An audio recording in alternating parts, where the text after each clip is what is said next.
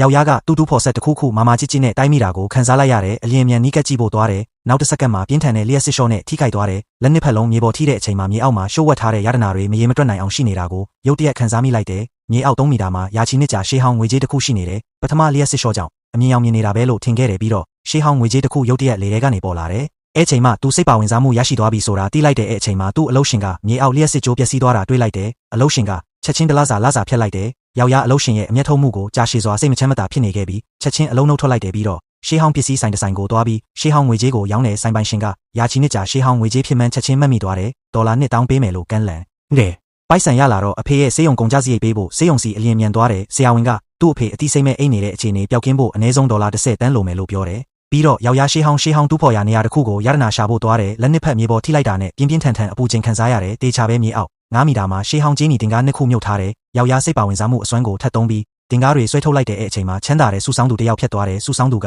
ယောက်ျားလက်ထဲကကျင်းနီတင်ကားတွေတန်ဖိုးကြီးရှေးဟောင်းပစ္စည်းဖြစ်မှန်းမှတ်မိသွားပြီးကြီးမားတဲ့တန်ဖိုးရှိကြောင်းသိတယ်အချင်းဒေါ်လာ10 သန်းပေးပြီးဝယ်မယ်လို့ကမ်းလှမ်းတယ်နောက်ပိုင်းအိမ်ပြန်လျှောက်နေရင်တယောက်ရုတ်တရက်ပြေးထွက်လာပြီးသူ့ကိုမြေပေါ်လဲကျစေတယ်လက်မြေပေါ်ထိလိုက်တော့နောက်ထပ်ရှိုးဝက်ရတနာတစ်ခုတွေးလိုက်တယ်စိတ်ပါဝင်စားမှုအစွမ်းနဲ့ရတနာကိုဆွဲထုတ်လိုက်တယ်အားတင်စရာကောင်းတာကရှေးဟောင်းကြေးသားတစ်ချောင်းဖြစ်နေတယ်ဓာတ်ကိုရောင်းဖို့ရှေးဟောင်းပစ္စည်းဈေးကွက်မှာဝယ်သူရှာဖို့ဆုံးဖြတ်တဲ့ဈေးကွက်ထဲဝင်လိုက်တာနဲ့ဈေးတီတယောက်ကသူ့ကိုသတိထားမိတယ်ရှေးဟောင်းပစ္စည်းရောင်းမလားလို့မေးတယ်ယောက်ျားကြေးသားကိုလှမ်းပေးလိုက်တယ်တစ်ချက်ကြီးလိုက်ယုံနဲ့ဈေးတီကအတူဖြစ်တယ်လို့ဆိုပြီးဒေါ်လာ300အထက်မပိုနိုင်ဘူးလို့ပြောတယ်ယောက်ျားချက်ချင်းဓာတ်ကိုပြန်လူယူပြီးလုံးဝစစ်မှန်ကြောင်းအခိုင်အမာပြောတယ်လက်ထွက်တော့မလို့လုံနေချိန်မှာရခင်ကျင်းနီတင်ကားဝယ်ခဲ့တဲ့ချမ်းသာတဲ့စူဆောင်းသူထပ်ပေါ်လာတယ်စူဆောင်းသူကချက်ချင်းဓာတ်အတွက်ဒေါ်လာ9 သန်းပေးမယ်လို့ကမ်းလှမ်းတယ်ယောက်ျားဒီဈေးနှုန်းနဲ့အရန်ကျင်နေသွားတယ်ပြီးတော့အဖေကိုကြည့်ရှုဖို့ဆေးရုံပြန်ရောက်တယ်ဒါပေမဲ့မတော်တဆဘန်နနီအခွန်နင်းမိသွားတယ်လဲကျသွားပြီးနောက်ထပ်ရှိုးဝက်ရတနာတစ်ခုတွေးလိုက်တယ်မြေပြင်ပေါ်မှာအမိုက်တွေအပြည့်ရှိနေပေမဲ့မြေအောက်90 မီတာမှာရေကြပန်းပန်းချီတစ်ချက်မြုပ်ထားတယ်ယောက်ျားအဖေကိုကုသဖို့ပိုက်ဆံနောက်ဆုံးရောက်လာပြီဆိုတာသိလိုက်တယ်